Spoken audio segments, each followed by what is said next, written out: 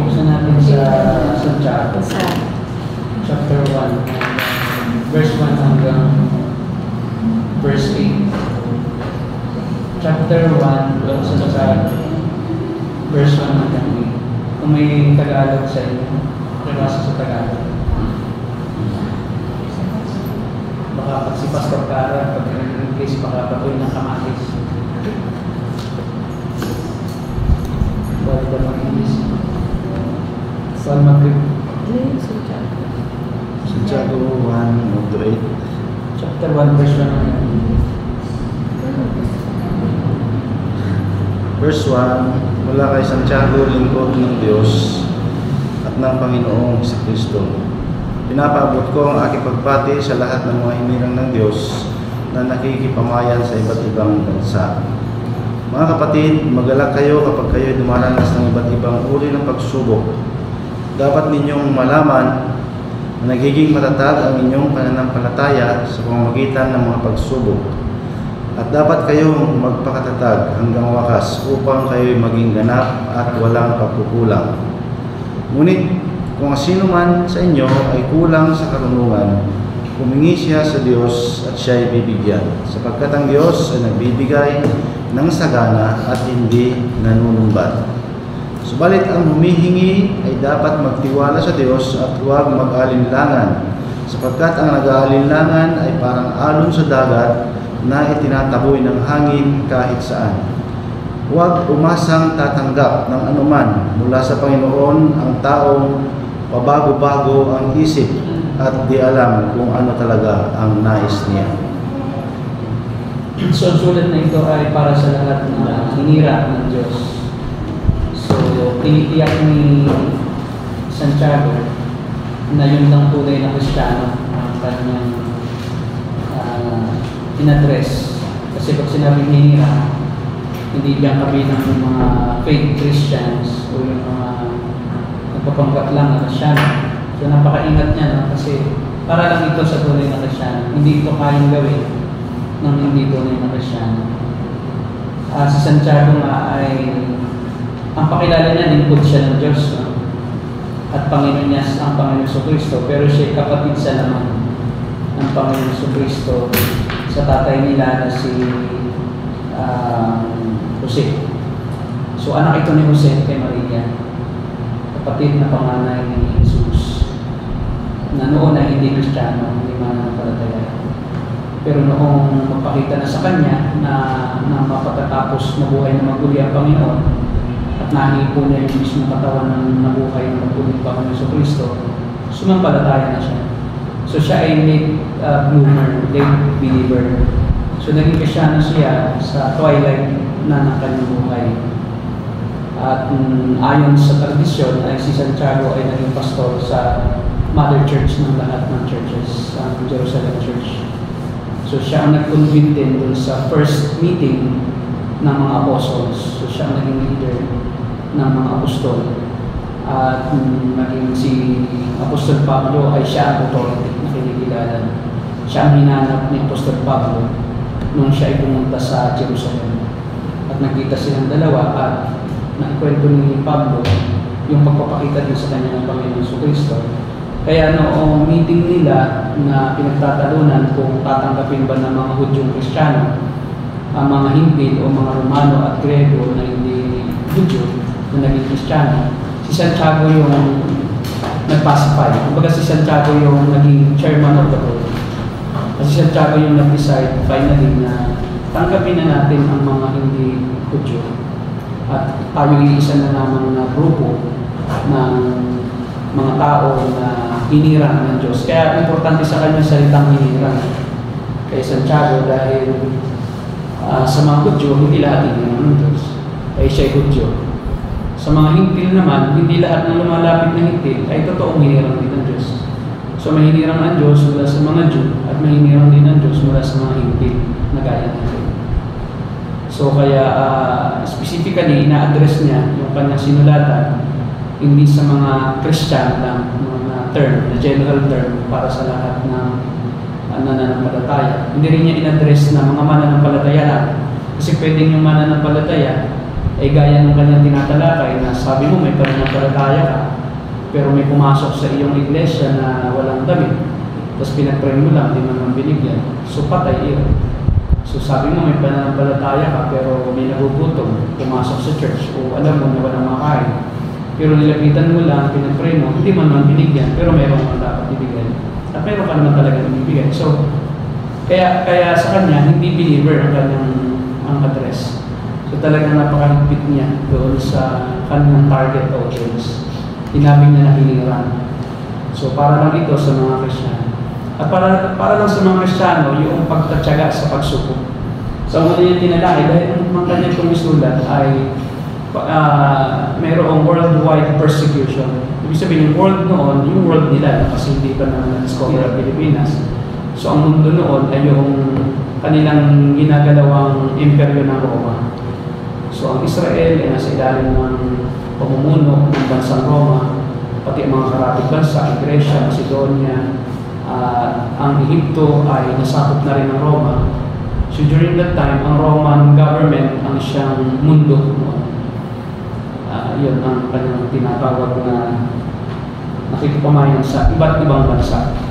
Pero ang Roma ang may kolonya sa lahat ng bansa. At ang mga Romano ay pinag-uusip ng mga Kristiyano. So during this time ay nag-uumpisa na si Emperador Nero. Si Emperador Nero ay napakalupit na emperador ng Roma. At ito yung pagsubok na kanyang tinatalakay. Yung pagsubok sa ilalim ng imperyo ng Roma na si Nero. At si Nero, sila Tacitus, si Diocletian at si Nero ay nag-umpisa na pag-usigin lahat na walang itinatanggi. Kutyo ka man o hintil ka man, pag Kristiyano ka, papatayin ka.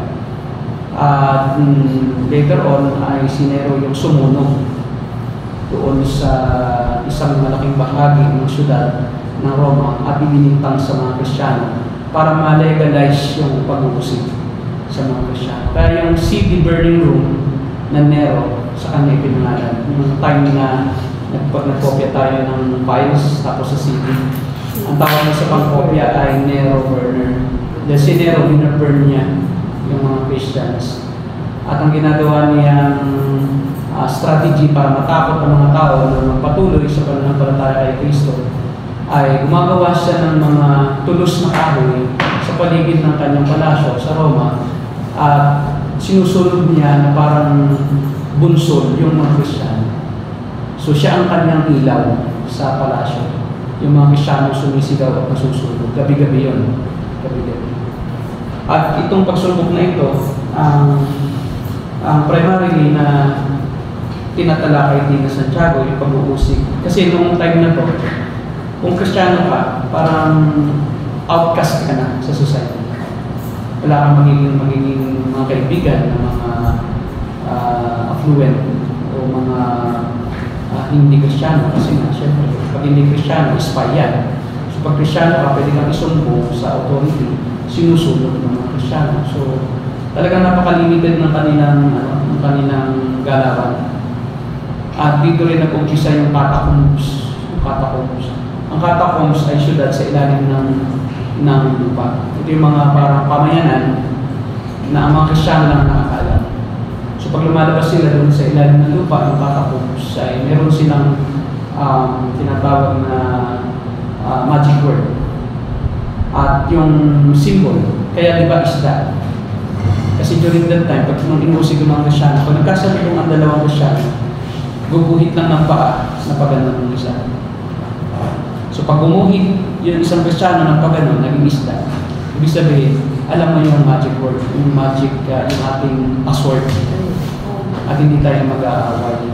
Hindi na tayo maghihinala sa isa't isa na maka-spy ka ng bansa mo. So dito umiikot yung kanyang salita. Lahat kasi ng mga sulat sa Bible ay may context. Sa Bible College ay pinag-aaralan natin yung hermeneutical principle na first recipient, understanding of the first recipient at yung understanding ng first writer, yun dapat ang ating dapat makuha. Hindi natin siya iintindihin agad sa ating sariling panahon. Kasi mawawala tayo, mamimisinterpret natin. So kung ano yung ibig sabihin ng author, na naiintindihan ng hearers, ng recipients, doon tayo dapat magsaliksik. Ano ba talaga yung sinasabi nila? At para malaman mo kung ano yung sinasabi ng original author at yung understanding ng original recipients, pag-aralan mo yung culture nun. At kasama sa culture nun, yung politics, yung geographical aspect, yung geografiya, yung estado ng komersyo, yung commerce, yung kultura o batas na umiiral sa isang pamayanan, at yung theological understanding ng mga tao. Ano ba ang pananaw ng mga tao tungkol sa Diyos? At dito, meron ditong isang, dahil doon sa sinasabi ni Santiago, sabi nito, mga kapatid, magalak kayo kapag kayo dumaranas ng iba't ibang uri ng pagsubok. It is a paradox. Na tanging Kristiyano lang ang pwedeng mag-enjoy. Ang Kristiyano lang ang pwedeng makaunawa niyan na bakit tayo magiging masaya, di ba? Sinusubok nga tayo. Kasi sa mga pag-ano at hindi Kristiyano, siyempre pagka may pagsubok sa buhay, nandyan yung pag-alburuto, pag-umaton, yung pag-rebelde. Pero iba ang Kristiyano. Pag may pagsubok, sila ini-encourage o ini-kayat na magalak. Bakit? Dahil sa pagsubok, kaya nagiging matatag. Okay. Yung pagsubok ang nagiging pulmahan ng pananampalataya. Kaya later on, sabi niya, yung ginto, di ba? Pinararaan sa apoy. Ganon din yung pagsubok. Sabi rin ni Peter, no, na yung pagsubok ay tools siya ng Diyos na makakabuti sa inyo para mas maging lalong matatag ang inyong pananampalataya. At pag mas lalong maging matatag ang inyong pananampalataya, mas may peace of mind ka. Meron kang rest sa lahat ng nangyayari. Kasi ang nangyayari pagka wala kang pananampalataya, nagiging hindi mo naman alam kung anong gagawin. Nagiging parang bangka na walang angkla kung saan sa ka dinadala. Tapos wala kang kapayapaan kasi hindi mo alam kung saan ka papupunta. So, yung faith ang nagpapatatag ng ating kalagayan. Kumbaga siya yung matibay natin na angkla sa pananampalataya na kahit bumagyo, nakaano ka pa rin, naka-safe ka pa rin kasi hindi ka matatangay. So maraming pagsubok na pwedeng bumigay ka, pwedeng may magpakamatay na. Sabi ni Pastor Karen ng last Sunday na parang hanggang lang sa panlabas. Pero yung pala gusto naman magpakamatay. Diba? Tapos biglang magpakamatay. Tapos may nagtatanong tayo. Bakit gano'n? Kasi yung pala, may pagsubok siya, hindi na niya nakayanan. So ang nangyayari ay yung pagsubok pa ang siyang naging dahilan dapat sa Kristiyano na siya ay tumibay. Hindi siya dapat na mawalan ng pag-asa. Ngayon, kung may pagsubok, sabi rito, kailangan mo ng karunungan. Para matapos mo yung iyong malagpasan mo yun. At yung karunungan na yun ay nanggagaling sa Diyos. So ano bang gagawin ko sa oras na ito? So kailangan magkaroon ka ng karunungan kung paano mo malagpasan yun. At yun yung dapat hingin. Sabi rito, ngunit ang sino mong humihingi ay dapat sumampalataya at huwag mag-aalinlangan. Sapagkat ang tao nag-aalinlangan ay gaya ng alon sa dagat na sinisiklot-siklot ng hangin, ng alon, tamay ng hangin. Ngayon, ito ang pinaka-most misinterpreted text, taken out of context, akala ng mga ibang mga ngaral, ito para sa lahat ng bagay. Na pag humingi ka ng kakotse, huwag kang mag-aalinlangan. Kasi pag kumabago ka, di mo yung mga kami, di ba? O kaya naman pera kung pangangailangan. Huwag kang mag-aalinlangan pag humingi ka ng pera pag wala kang pera. So ginagamit yung text na ito. The problem is hindi yun ang sinasabi ng text. Ang sinasabi ng text, pag may kulang ka ng karunungan, humingi ka at magbibigay ng Diyos, sure na sure. Karunungan yun. Ang prayer item ay wisdom, hindi kahit ano pa mga bagay. Kasi pag prosperity gospel ka, ano mo yung nagpipik ka lang ng isang verse na babagay sa gusto mong parating, tapos bigla mo ang galing-galing mo para ma-encourage mo lang ang tao, mali naman ang paraan mo ng pangangaral, mali naman ang iyong background. Hindi nalulugod ang Diyos kasi sa error. So, ibinip nalulugod sa iyo yung tagapakinig mo, pero ang Diyos hindi nalulugod dahil binabaliktad mo yung salita niya. Parang you are using God's word to entertain or encourage people. The problem is, hindi yun ang tamang dapat na pang-encourage. Kaya tuloy lalong na-discourage kasi kahit na anong faith nila, pag talagang hindi magkakaroon, ang balik niya naman sa kanila. So, sabihin naman ng pastor kasi kulang ka ng faith. So, laging ikaw ang mapapahamak. No? Kasi pag ang wrong teaching ay na-entertain at pinaniwalaan, nagkukos ito ng patuloy na discouragement kasi hindi nagagana. Kasi ang tunay na faith o tunay na pangako ng Diyos na talagang may kasigurudahan ay yung pagkakaroon ng wisdom sa panahon ng pagsubok. Talagang sure na sure yan. Pag may pagsubok ka, manalangin ka, and then unang-una pa lang, maano ka na mahuhulasan ka na eh. Bakit ba ka nag-aalala? So, the prayer itself na yung binabanggit sa Diyos, ang siya mismo garantiya na siya mismo ang gagawa ng paraan. Kasi siya ang may hawak ng buhay mo, hindi naman ikaw. So, kahit anong pagsubok mo, pabaya mo sa Diyos. At ang nakikita ko, pag ganito yung huwag kang gagawa ng anong paraan para isolve yun. Pag di mo. So, just rely on the Word of God and in God, panalangin mo, bibigyan ka niya ng wisdom. Kasi pag magawa ka ng paraan, nagkakamali ka lalo. Tsaka sabi nga, diba, the more actions, the more wrongdoings. Diba? The more talk, the more mistake. Kaya pagka huwag kang agad-agad daldal kasi baka mamaya, marami kang mali. Samantala kung nag-iisipan, hindi ka makakamali. Humingi ka ng wisdom sa Diyos. Diba? Kaya yun ang mangyayari, nagkakaproblema lalo pagka hindi tama ang approach sa pagkatapos ng problema. At ito lang yung maigagaran din natin as Christians who lean on the pure teachings of the Word na talagang ating sinusuri yung yun. Ito lang talaga yung prayer na talagang guaranteed. Guaranteed talaga. Pagka may pagsubok ka, mag-pray. And then God will show you the way. Kung talagang seryoso ka sa paghingi sa Kanya ng karunungan, bibigyan ka niya upang makatakas ka sa pagsubok o makalampas ka sa pagsubok. So yun, so huwag natin i-interpret ito as personally parang request sa Diyos for money or health, prosperity, kasi mali yun, maling context. So ang mangyayari doon, mabibigo yung tao kasi nag-pray na ng gusto niyang Ferrari na, nasa ibang ka, nasa bukid ka, tapos pray ka pa ng kotse, Ferrari ka. Diba? Kasi mag-pray ka na rin down, humingi ka na ng malaki. Tapos gagamitin ito. Walang problema tayo sa paghingi ng malaki, huwag mo lang gamitin ito. Diba? Para hindi yung tao maasa. Kasi sabi dito, sabi pag humingi ka doon, di ka nag-aalinlangan, di ba bibigay ng Diyos? Bakit sinungaling siya? Ako naman hindi nag-aalinlangan. Nangyayari pa, nagiging sinungaling ng Diyos. At ikaw ang totoo, ikaw ang tama. At ang Diyos ang mali. Hindi naman mali ang Diyos eh. Ang mali, yung interpretasyon ng preacher at yung iyong interpretation sa sinabi ng preacher. Kaya mas malaking pananagutan nung nagtuturo kasi siya nakikinig. Kaya sabi nga ni James, beware, di ba? To those who want to teach, to become teachers, beware because you have more accountability than your hearers. Kaya nga ito, nung ako ay hindi pa talaga seryoso sa pagtuturo ng salita ng Diyos, parang puro lang ako encouragement.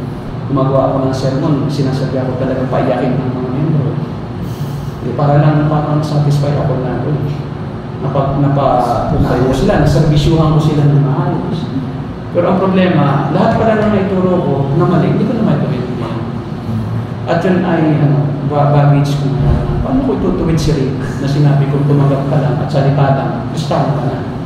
At kahit di ka magbago, mahal ka pa rin ng Diyos dahil ang Diyos ay hindi naman, di ba, after sa performance, kundi sa faith. So paano ko pa siya tutuwid? So naging burden ko pa siya. Kapag iniisip ko, sayang, di ko siya nasabihan na simple lang ang maging Kristiyano. Tumanggap ka lang sa salita. At pagka nag-aalinlangan ka, balikan mo itong araw at oras at taon na ito. At kung tapat ka sa ginawa mo, ay huwag kang mag-alala. Dahil ang Diyos ay hindi nagbabago. Totoo, ang Diyos ay hindi nagbabago. Kaya lang, ang iyong teaching mo mali. Hindi pwedeng hindi magbago ang Diyos doon sa ganun. Hindi pwedeng sangkalan mo ang pagiging immutable ng Diyos sa isang maling doktrina. So, ang nangyayari, ginagamit mo ba ang Diyos para sa isang maling paraan? So, kasi nga, hindi pwedeng Robin Hood na okay lang magnakaw, total, nagbibigay naman ako sa may hirap. Nung ninanakawan ko naman, mayaman. Parang gano'n din, hindi ba naman puro ako, na-expect ko naman sila. Pero mali ang paraan mo, parang magnanakaw din, mali ka. So, hindi maitutuwid ng isang mali ang iyong mga ginagawa na tama. Kailangan tama ka sa umpisa bago mo masabing ginampanan ko ng tama at maayos yung mga ginagawa. Kaya very important talaga. So, meron tayong Puritan Theological College. So, ito ay isang paraan upang maging wastok ang ating pagtuturo at hindi tayo basta-basta natatangay ng sari-sari mga katotohanan. May dumating na bago, sama tayo. Di ba noon na purpose-driven church, ang daming mga churches sumali. May 40 days of purpose. Diba? Na parang nakakahon yung purpose na within 40 days, kailangan tapusin ito. Kasi kung hindi matatapos ng 40 days, parang hindi mabisa. So nakulong ka dun sa system. Dumating ang G12, lahat sumali. So lahat may dumarating na bago. Bakit ganun? Wala pa tayong originality na kung ano lang talaga yung ating programa. Ba't tayo gagawa ng iba? Hindi nga natin magawa yung programa ang ipinagagawa na Diyos ayon sa kanyang salita. Tapos tayo gagawa ng programa na galing sa ibang theologian na yung pala theologian. Ngayon, kita mo si Rick Warren. Pinagkakaisa na niya ang Muslim at Kristiyano. Kaya siya may tinatawag na Chrislam Church. Doon sa church na iyon, pwede kang sumamba kay Allah. Pwede ka rin sumamba kay Jesus Christ. Huwag na lang natin banggitin ang pagkakaiba nila. At least ikaw may sarili kang faith, ako may sarili faith. United lang tayo. Just be united in the wrong place at the wrong time. At least we have the right attitude. Hindi attitude ang batayan, kundi yung tama na katuruan. Kahit anong gawin mong pagpapakasakit, magpakamatay ka, pag ayaw mo na sa kutod, di ba? At di ba, mas napakatinding sakripisyo, magpapago ka mismo sa krus at yung ipaagos ang sarili mong doon. Taon-taon, di ba? Masakit talaga yun. Pero mali, so walang saysay. Lalo lang mong ipinapahiya ang pangalan ng Diyos. Hindi mo pinagtitiwalaan yung natapos na nagawa ni Kristo na kumbiligtas. Ginagawa mo pa ulit. Para kasi tituloy na hindi natapos ni Kristo noong unang siglo ng Kristyanismo ang kanyang trabaho sa lupa. Kaya ako ang isinugo ng para tumapos sa ginagawa ni Kristo. Hindi mo, di ba? Mas ikaw pa ngayon ang higit pa kay Kristo na tunay. O ngayon, sino si Kristo na nasa trono ng Ama? Nasa trono sa kanan ng Ama sa langit. At sino ka nagkakalit? Dalawa ng Kristo. Diba? Isang Kristong wanted at isang Kristong nasa nakaupo sa trono, sa kaitaasan. So, hindi ako pwedeng sumamba sa dalawang Kristo. Isa lang siya. Paano naging dalawa na? Ay, mayroon pang lumitaw. Yung ating na nahuli sa traffic. Diba? Yung sa BGC, sabi niya, by the law, according to the law of God, ha? Sabi niya, you cannot, di ba, detain me. You cannot incarcerate me. Why? Because I'm Jesus Christ. I am the Son of God. O, paano pa nga naman ikukulong? Ay siya ang may-ari ng lahat. Diba? So marami nang nasiraan ng ulo dahil sa kahit ito. Sumunod-sunod. Meron pang lumitaw din, iba gusto na rin siya. Driver din, natipitan nila. So marami na susunod, marami pang susunod. Dahil na binaboy na nila yung doktrina tungkol kay Kristo. Nag-uumpisa yan sa maling doktrina. Kasi wrong doctrines produce wrong practice. Kasi susunod yan, yung faith and practice. Pag tama ang faith mo, tama ang practice mo. So pag mali ang faith mo, mali ang practice mo. Kasi kung ano lang yung practice mo, yung ano lang faith mo, yun lang ang gagawin mo. Yun lang ang iyong ilalapad. So kaya nga, di ba kung naniniwala ka ng pagpapalain ng Diyos, kung nagbibigay, magbigay ka ng marami. Hanggang maubos ang laman ng bulsa mo. Pati alahas mo, ibigay mo na, di ba? Ikaw wrong practice. Pero hindi nangyayari.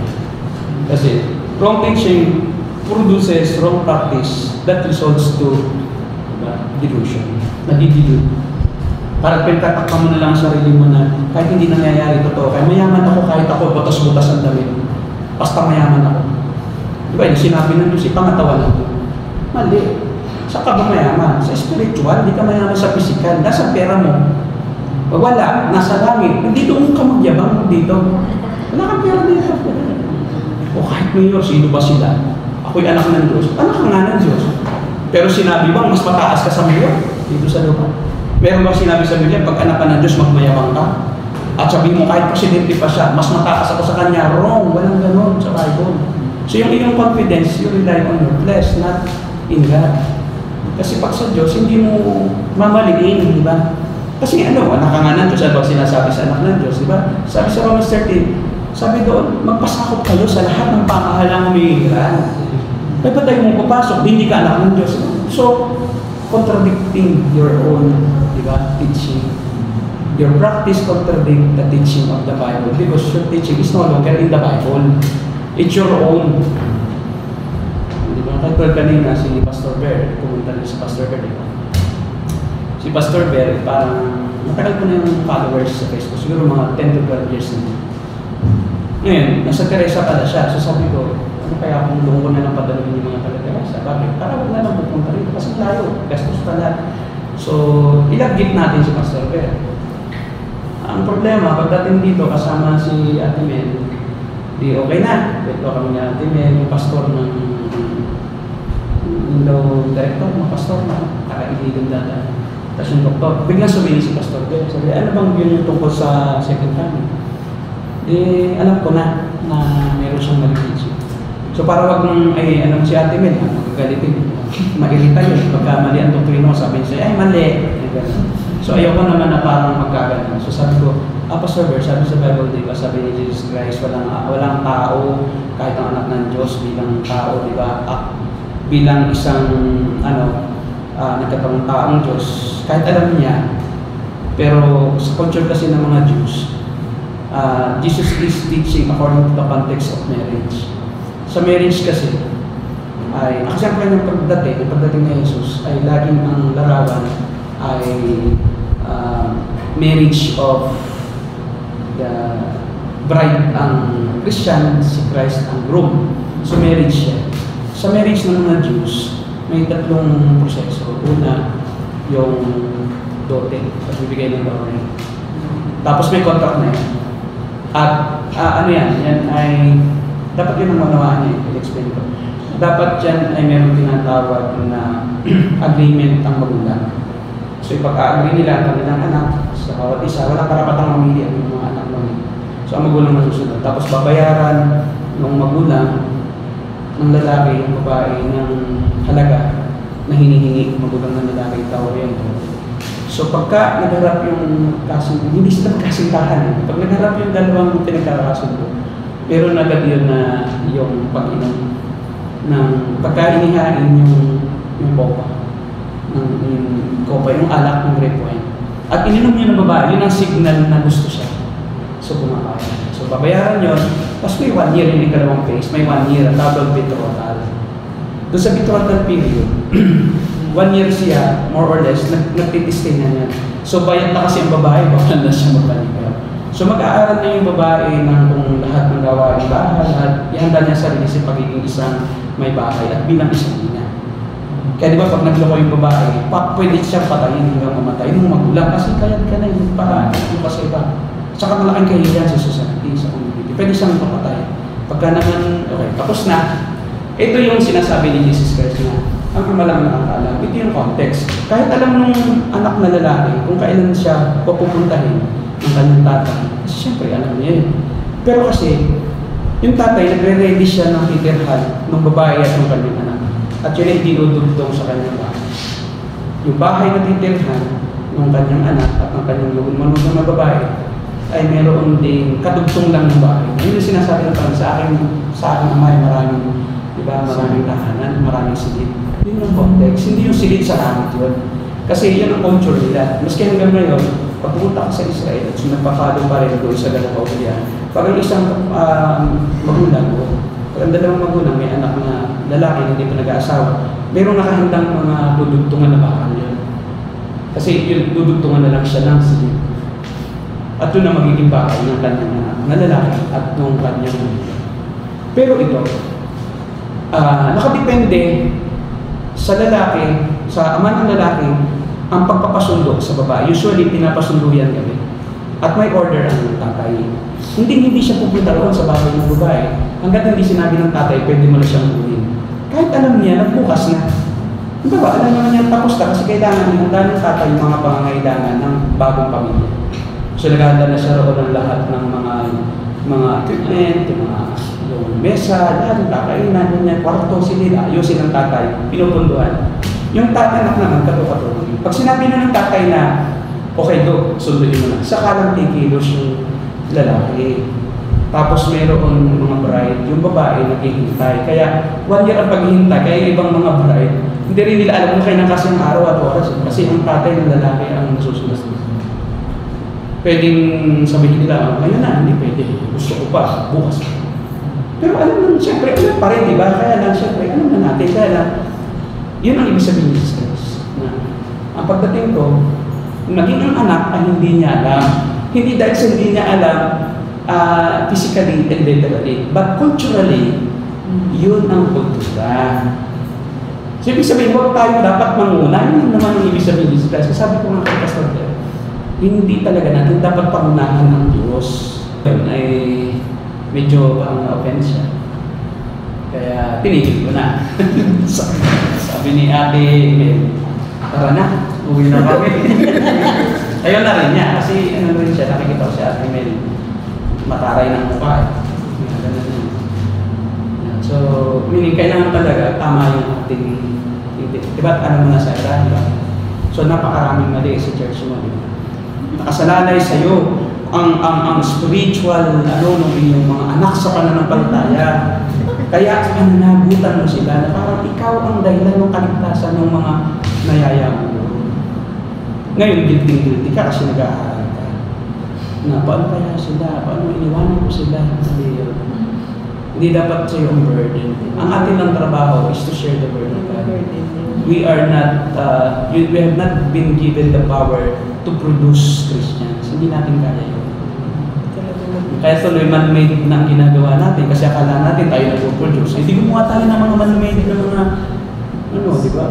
Magbigay ka ng gamot, bago mo bigyan ng gamot, di ba? Patanggapin mo na. Tatanggap talaga yan, di ba? Pwede ba bago ka bigyan ng gamot? Depende sa o, tumanggap ka muna. Hindi niya alam kung sino tinatanggap niya because it takes time before you understand kung sino si Christ. Hindi yan agad-agad sa umpisa pa lang nakita mo ngayon, paliwanag mo na salvation, agad intindi mo na niya. Hindi. It takes nga yung iba 10 years na sa church, hindi pa alam eh. Di ba kita mo si Ate Esther? Akala niya, ang tatay ni Jesus Christ, si Jose. Kaya meron mo, 15 years na, 10 years na noon, na dumadalo, more than 10 years, nagulat ako. Sino po ang ama ng Panginoon Kristo? Si Jose. Diba? Kasi hindi pa nadaanan niya yun. Kailangan lang. Nung malaman niya na ipaliwanag, kasi may mga bagay tayo talaga minsan nalilisanan. Kasi tayo minsan, after tayo sa product, after tayo sa result, we are result-oriented rather than truth-oriented. Dapat mabago yun. Ang dapat nating maging pananaw is, na-share ko ba ang truth? Or tama ba yung sinabi ko? Para malugod ang Diyos. Ang ating pananaw ay, kailangan na ba siya talaga? Ngayon, napatanggapin na. Ang bukas, pasambahin mo na. Saan ba talaga yung bukas, di ba? Iyayaman mo di ba? Ay, gagawin mo pang member ng music team na, pahawakin mo ng guitar, guitar, diba? So, yun naman na. We are result-oriented rather than truth-oriented. Kaya kita mo, marami na. Pero tanongin mo, kilala ba nila si Kristo? Oo, kapatid ni Satanas. Mormon pa rin ako. May ganun ako nila. Kapatid ni Satanas si Jesus Christ. Pero Christian. Do you believe in the infallibility of the Scriptures? Yan ay alamat lang ng iba. May halo yan eh. Mga alamat, hindi yan puro salita ng Biblia. Yun, patay na. Yung mga kwentong barbero lang. Hindi mo. Diyan tayo kumukuha ng life and death na katuruan. Tapos, kwentong barbero lang. Ay, huwag na natin yung paniwalaan. Barbero din lang. authoritative siya. May power siya to change. Hindi siya basta-basta. So yun, kaya dapat tayong maging masuri talaga.